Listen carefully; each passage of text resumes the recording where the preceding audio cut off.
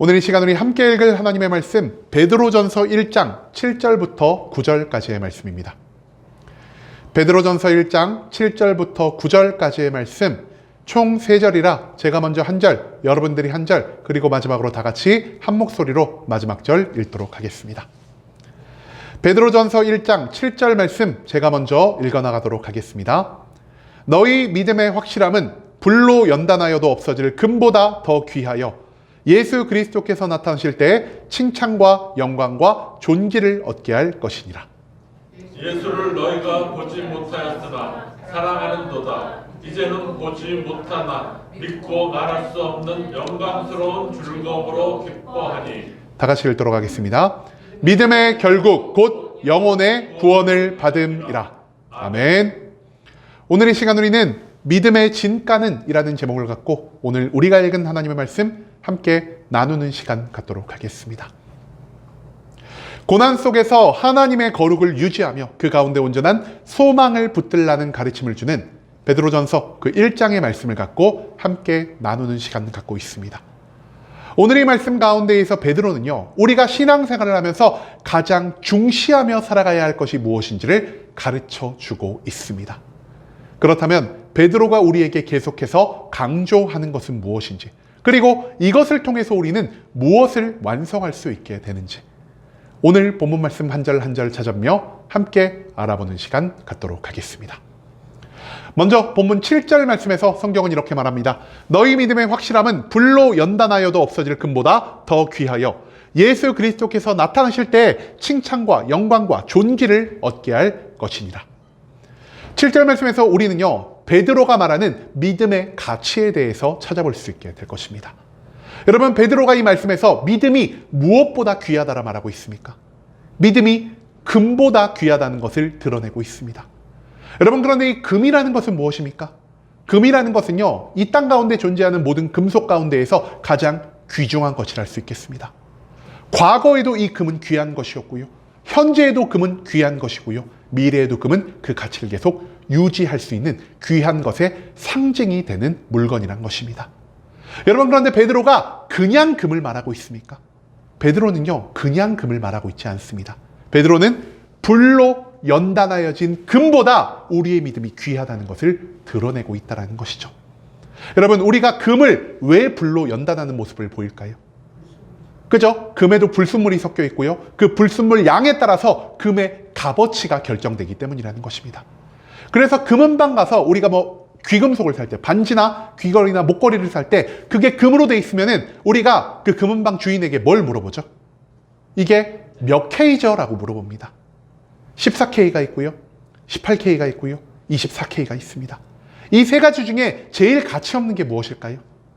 14K 금일 거고요, 제일 가치 있는 것은 99.9999%, 한마디로 우리가 100%라고 말하는 순금이라 할 수 있다는 것입니다.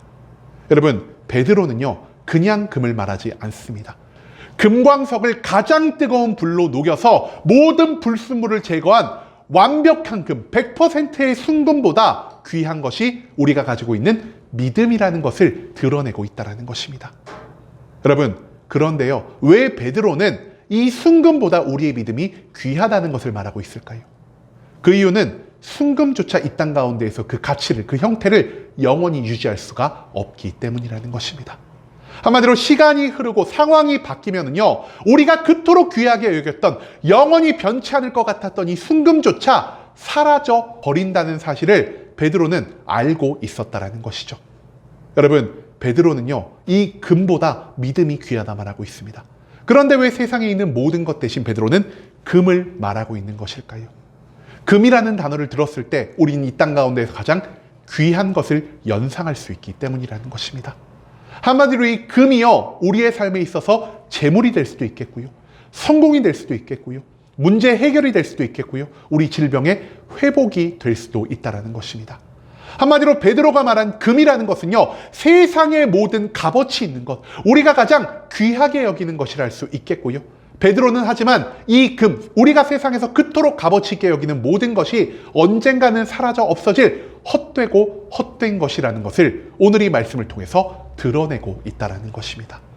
여러분, 하지만 금과는 달리 믿음은 어떻습니까?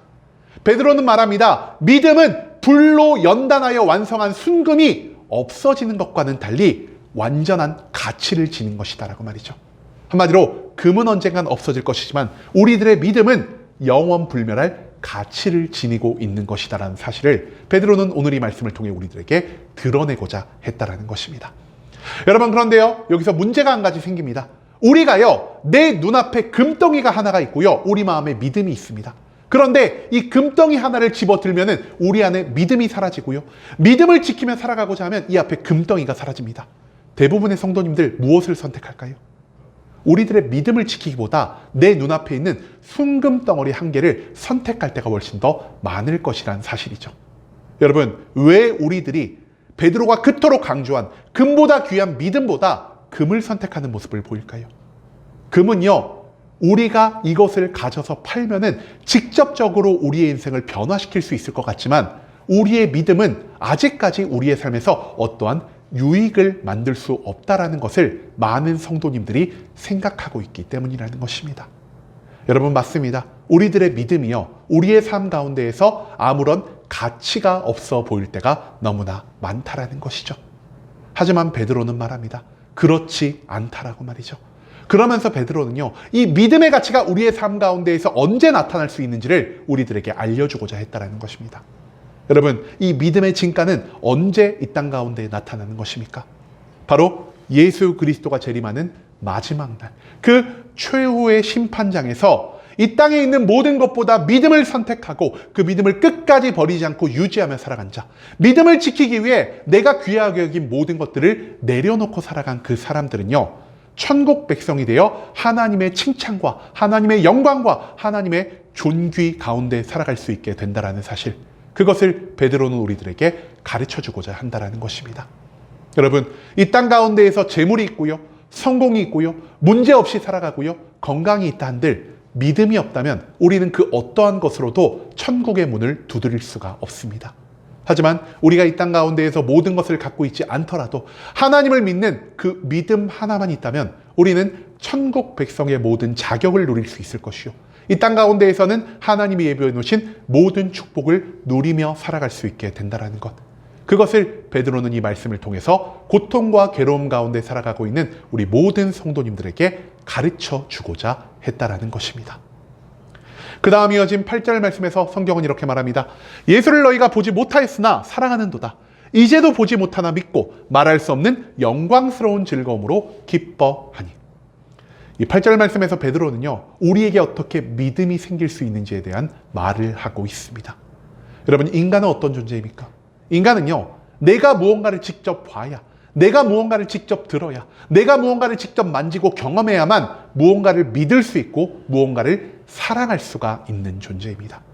그런데 우리가 지금 예수 그리스도를 볼 수 있습니까? 그리스도의 목소리를 들을 수 있습니까? 그리스도를 만지고 그리스도를 직접 체험할 수가 있습니까? 그렇지 못하다라는 겁니다. 육신을 입고 이 땅에 내려오신 예수 그리스도는요, 2000년 전에 이미 십자가 위에서 죽음을 맞이하고 3일 만에 부활하셔서 하늘로 승천하셨다라는 것이죠.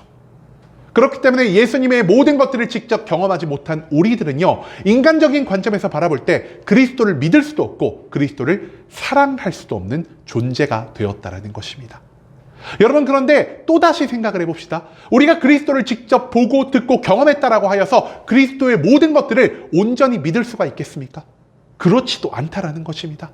우리가 누구를 통해 이것을 알아볼 수 있을까요? 바로 예수 그리스도의 12제자 중 하나였던 도마를 통해서 이것을 깨달을 수 있다는 것입니다. 도마는 어떤 자였죠? 그리스도의 공생애를 함께한 자였습니다.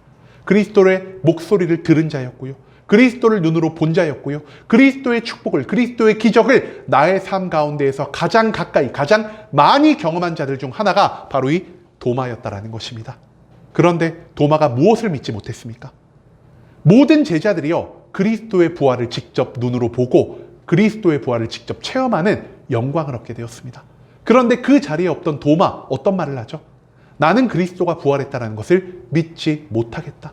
그리스도의 못으로 찔린 그 손바닥 자국에 내 손가락을 넣어야지, 그리스도의 창으로 찔린 옆구리에 내 손을 넣어야지 내가 그리스도의 부활을 믿겠다라는 말을 했다라는 것입니다. 여러분, 그리스도를 그토록 많이 경험한 도마도요, 그리스도의 부활을 믿지 못했습니다. 그런데 우리는 도마보다 나은 자입니까? 우리가 도마보다 그리스도를 더 많이 경험하고 체험한 자입니까? 그렇지 않다라는 것입니다. 우리는 도마와 다를 바 없는 자, 도마보다 훨씬 더 연약한 믿음을 가지고 있는 자라 할 수 있다는 것이죠. 즉 우리 인간들의 경험에 비추어 우리는 모든 것을 믿고 우리는 모든 것을 사랑할 수 있는데, 그리스도를 경험할 수도 없고 그리스도를 체험할 수도 없으니 우리는 그리스도를 온전히 믿을 수도 사랑할 수도 없게 된다는 것입니다. 여러분, 그런데 과연 우리가 진짜 예수님을 믿는 것이 불가능한 일로 남겨져 있는 것일까요? 베드로는 말합니다. 우리가 그럼에도 불구하고 그리스도를 믿을 수 있는 이유가 있다는 것을 말이죠. 여러분, 우리가 눈으로 보지 못하고 귀로 듣지 못하고 우리의 육신의 모든 감각기관으로 체험하지 못한 그리스도를 믿을 수 있는 이유가 무엇입니까? 바로 예수 그리스도께서 십자가에 못 박히시기 전 우리들에게 약속하신 성령님으로 인해, 그리스도가 하늘로 승천하시기 전 우리들에게 명령하신 성령의 충만함을 통해서 우리는 그리스도를 믿을 수 있게 될 것이고 그리스도를 사랑할 수 있게 된다는 것입니다. 성령의 충만 가운데에서 우리는요, 내 안에 함께 하심으로 나를 변화시키시고 나를 인도하시고 나를 통해 이 땅 가운데 놀라운 일을 이루어 가시는 성령님을 직접적으로 체험할 수 있게 됩니다. 2000년 전 육신을 입은 예수님은 나와 함께 하지 않으시지만 예수님과 같은 본질을 가지신 성령님이여 나와 함께 하시면서 내가 그리스도의 모든 성품을, 그리스도의 모든 능력을, 그리스도의 모든 계획을 체험하게 하신다는 것입니다. 그렇기 때문에 우리는 성령의 충만함 가운데에서 우리의 믿음을 성장시킬 수 있고 우리의 믿음을 완성시킬 수가 있다는 것입니다. 그렇기 때문에 예수님은 우리들에게 약속하고 명령하셨습니다. 너희가 성령의 충만함을 받을 것이다.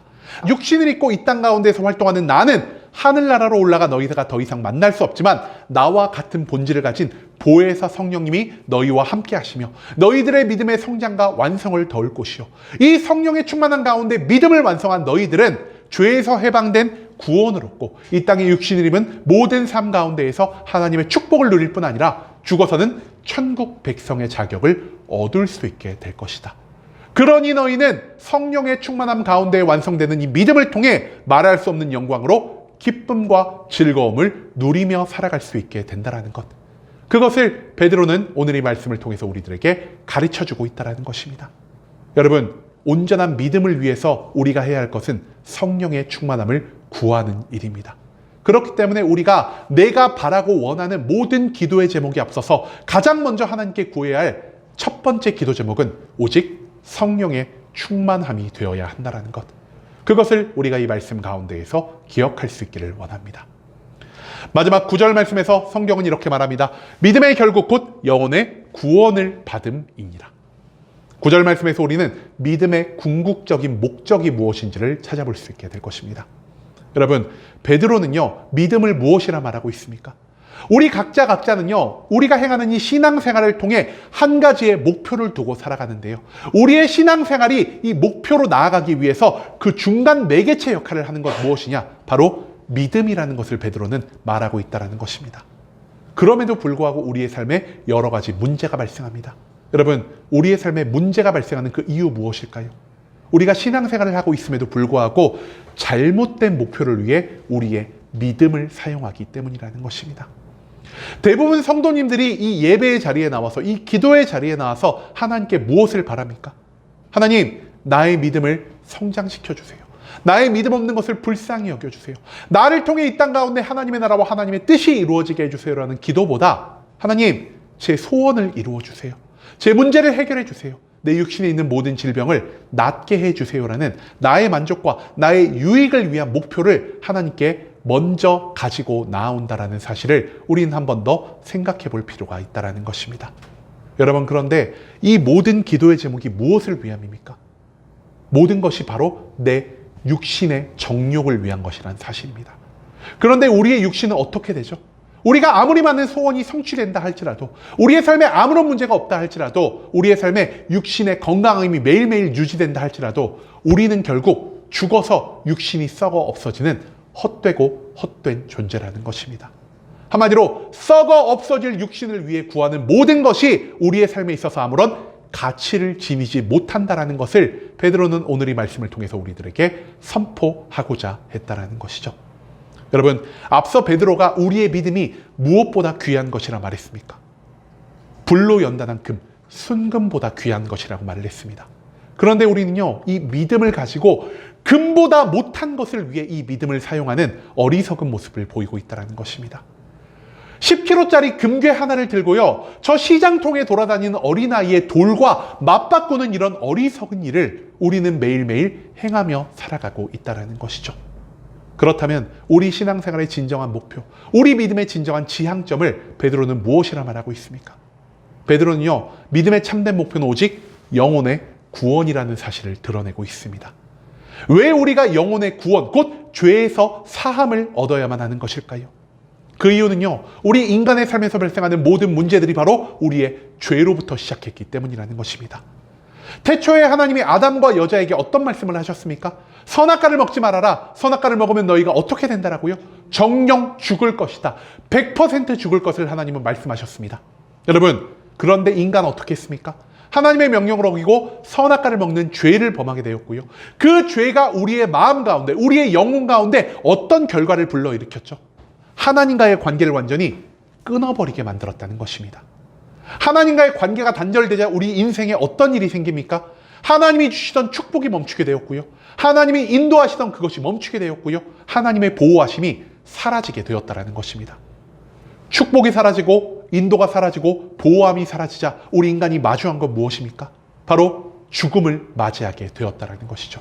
그리고 매일매일 죽음을 향해 나아가는 우리의 인생 가운데 우리가 경험할 수 있는 것은 오직 고통과 슬픔과 절망밖에 없다는 것을 성경의 말씀은 계속해서 우리들에게 알려주고 있다는 것입니다. 그렇기 때문에 베드로는 말합니다. 예수 그리스도를 하나님이자 하나님의 아들이자 우리의 구원자로 믿는 이 믿음을 통해서만 죄의 사함을 얻는 영혼의 구원을 만들 수 있을 것이요. 우리의 영혼이 구원받아야만 우리는 하나님과의 관계를 회복할 수 있을 것이요. 하나님과의 관계가 회복돼야만 우리는 하나님의 창조 질서 안에서 다시 살아갈 수 있게 될 것이요. 이 창조 질서 안에서 우리는 이 땅 가운데에서 그 누구도 만들어내지 못한 넘치는 축복과 넘치는 기쁨과 넘치는 평강을 누리며 살아갈 수 있게 된다는 것을 말입니다. 여러분, 하나님과의 관계가 회복될 때 우리의 삶에 창조 질서가 다시 완성되게 됩니다. 창조 질서 우리가 저번 주에도 한번 나눴죠. 제가 이것을 무엇이라 말씀드렸습니까? 하나님은 우리를 사랑합니다. 그리고 우리도 하나님을 사랑합니다. 하나님은 우리에게 축복을 내려주시길 원하십니다. 그리고 우리는 하나님을 믿고 하나님의 모든 말씀에 순종함으로 하나님이 예비해 주신 모든 축복을 누리며 살아가는 것. 이것이 바로 우리 인간을 향해 주어진 하나님의 창조 질서라는 사실을 우리는 절대로 잊지 말아야 한다는 것이죠. 여러분, 성경의 모든 말씀을 통해서 하나님은 우리들에게 한 가지를 계속해서 가르쳐주고 계십니다. 하나님이 우리에게 계속해서 가르치는 한 가지 무엇입니까? 바로 오직 믿음이라는 것입니다. 왜냐? 오직 믿음을 통해서만 우리는 모든 죄에서 해방된 영혼의 구원을 이룰 수 있을 것이고요. 오직 믿음을 통해서만 우리는 하나님이 우리를 위해 예비하신 천국 백성의 자격을 누릴 수 있기 때문이라는 것입니다. 그렇기 때문에 베드로는 한 번 더 말합니다. 우리의 삶 가운데 금보다 세상에 우리가 가치를 두고 살아가는 모든 것보다 더 귀한 것은 우리의 삶에 지금 아무런 영향을 주지 않는, 우리의 삶에 지금 아무런 유익을 주지 않을 것 같은 이 믿음이다라는 것을 말입니다. 믿음이 없으면은 우리의 삶엔 오직 고통과 절망밖에 남지 않습니다. 그렇기 때문에 우리 신앙생활의 목적은 오직 영혼의 구원, 죄에서의 해방이 되어야 할 것이고요. 영혼의 구원, 죄에서의 해방을 얻기 위한 단 하나의 방법은 아까도 말씀드린 것처럼 예수 그리스도를 하나님이자 하나님의 아들이자 나의 구원자로 믿는 믿음밖에 없다라는 것이죠. 나의 삶에 모든 것이 있지만 믿음이 없다면 나의 삶은 헛되고 헛된 것이 되어버릴 수밖에 없다라는 것. 그것을 베드로는 고통과 절망 가운데 살아가는 우리 모든 성도님들에게 가르쳐주고자 했다라는 것입니다. 여러분, 그럼에도 불구하고 우리는 믿음이 아닌 이 땅 가운데에서 무엇을 원하며 살아가고 있습니까? 우리 이 땅 가운데에서 재물을 원합니다. 우리는 이 땅 가운데 성공을 원합니다. 나의 삶 가운데 모든 문제가 사라지길 원하고 건강을 얻길 원하고 그리고 각자가 추구하는 삶의 가장 중요한 것들을 우리의 삶에 만들어내기를 원한다는 것이죠. 왜냐? 이것들이 있으면은 우리의 삶이 지금보다 훨씬 더 나아질 거라는 소망이 나의 마음에 있기 때문이라는 것입니다. 여러분, 하지만 한 번 더 생각해 볼 수 있기를 원합니다. 이 모든 것들이 우리의 삶 가운데에서 영원히 존재하는 것일까요? 내가 지금 당장 30억을 얻었다 한들 내가 죽을 때 이 30억이 나와 함께 무언가를 만들어낼 수 있는 것입니까? 내가 이 땅 가운데에서 엄청난 성공을 거두었다 한들 내가 죽으면 그 성공이 무슨 소용이 있겠습니까? 내 삶의 문제 해결도, 나의 건강도 나의 죽음과 함께 모두 사라져버리는 물거품과 같은 것이라는 사실. 시간이 지나고 상황이 변화하면은 모두 가치가 없어질, 썩어 문드러질 것이라는 사실을 우리는 이 말씀을 통해서 생각해 볼 필요가 있다는 것입니다. 여러분, 우리들은 항상 두 가지의 선택지를 가지고 살아갑니다. 우리는 금으로 만들어낼 수 있는 것, 금으로 살 수 있는 것을 원하고 있습니까? 아니면은 금으로는 살 수 없는 무언가를 추구하고 살아가고 있습니까? 만약 우리의 삶에서요, 우리가 금으로 살 수 있는 모든 것을 구하고 살아간다면 우리는 굳이 하나님을 필요로 하지 않을 것입니다. 내가 하나님을 믿고 하나님을 위해서 예배를 드리는 이 시간보다 지금 당장 바깥에 나가서 일을 하는 것이, 지금 당장 바깥에 나가서 공부를 하는 것이 우리의 풍족한 생활을 위해, 우리의 더 많은 금이 있는 생활, 우리가 바라고 원하는 가치 있는 세상의 것들을 추구하는 삶을 위해서 더욱 나은 선택지이기 때문이라는 것이죠. 여러분, 하지만 우리가 바라고 우리가 원하는 것은요, 이 땅에 있는 모든 가치를 더한 것으로도 살 수 없는 것, 우리 인간이, 이 땅이 만들어낼 수 없는 귀한 것, 천국 백성의 자격과 우리 영혼의 구원이라는 것입니다. 금으로 살 수 없는 것을 구하기 위해 우리가 오직 하나님 한 분만을 의지해야 합니다. 금으로 살 수 없는, 세상의 모든 것으로 구할 수 없는 가치 있는 것을 위해서 우리는 오직 하나님을 온전히 믿고 살아가야 한다는 것. 이것을 베드로는 오늘 말씀을 통해서 우리들에게 가르쳐주고자 했다는 것이죠. 여러분, 이제는 우리의 신앙생활에 오직 믿음을 중심으로 두고 살아갈 수 있기를 원합니다. 세상 무엇과도 바꿀 수 없는 소중한 믿음을 통해서 죄의 사함과 영혼의 구원을 만들어내고 하나님과의 관계를 회복하여 하나님이 우리를 위해 예비해 놓으신 모든 좋은 것들을, 모든 축복과 기적을 매일매일 누리며 살아가는 것. 이것이 바로 우리를 향한 하나님의 창조 질서이자 우리를 향한 하나님의 계획이라는 사실을 오늘 이 본문 말씀은 우리들에게 선포하고 있습니다. 성령의 충만함을 통해 보지 않고 믿을 수 있는 온전한 믿음을 추구하며 나의 행위가 아닌 오직 믿음을 통해 천국 백성의 거듭난 삶을 온전히 구하며 나아갈 수 있는 순복음 함께하는 교회 모든 성도님들이 될 수 있길 간절한 마음으로 소망하겠습니다.